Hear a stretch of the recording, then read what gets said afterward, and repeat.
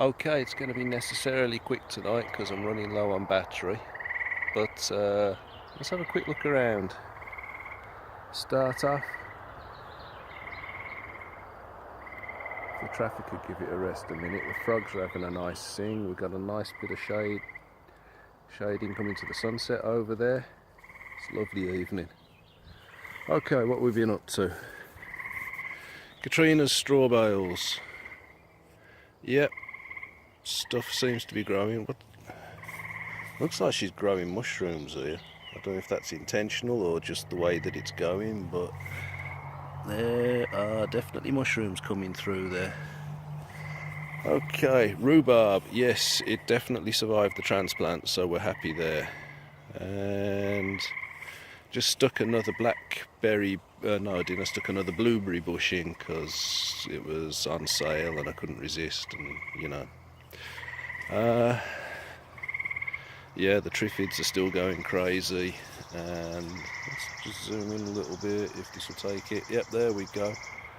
You can see there's plenty of fruit coming through even with the transplant. Not as bad as mad as last year, but still plenty for what we did to them. Potatoes coming up nice. Greens, I've figured out that is definitely the daikon, the winter radish as it's known over here.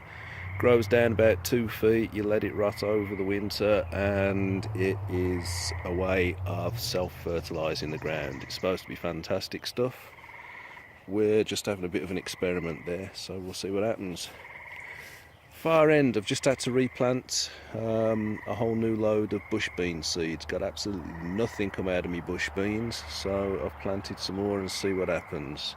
The edamame, on the other hand, are still growing.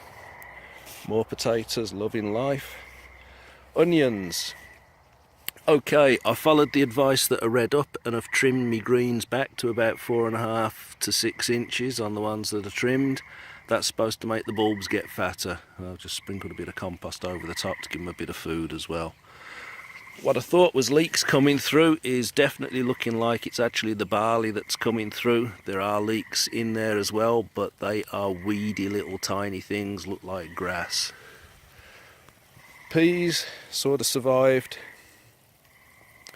the attentions of the groundhog. It worked out it definitely is the groundhog. So things seem to be coming along there. We've got the sprinkler going at the moment, so we're just getting a bit of water going. That's Katrina's stuff. I've still got a plant down here. Just been using a new weeding tool. My God, does it make life easier than doing it all by hand. Broad beans, super happy. Look at those things shooting up. Good stuff.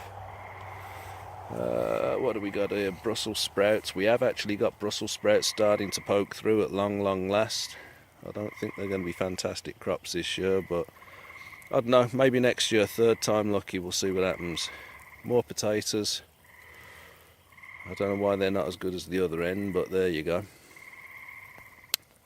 Peas seem to again be surviving the attack of the groundhog, starting to bounce back.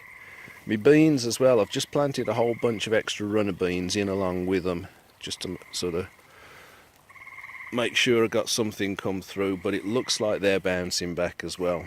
They managed to leave a few growing tips, so we're kind of okay there. Corn's coming along, tomatoes seem to be doing alright, look like they're about ready for some food actually. And corn over here, yeah, trying to get some water to it, it needs a bit of attention. What is it, they're saying knee high by the 4th of July? It's got some bloody growing to do in the next 2-3 weeks if that's going to happen. So, but the soil up this end is really sandy. I think the project in the next couple of years is to work a heck of a lot more compost and humus into the ground up here, so we'll see what comes to pass. Okay, that's enough about up here. Oh, you can see the sunflowers still coming along as well. I'm going to move over, hold on. So, here we are in the undergrowth, and this is the groundhog hole. Sneaky little bugger. Look how close to me garden he is. Ha ha ha, look at that.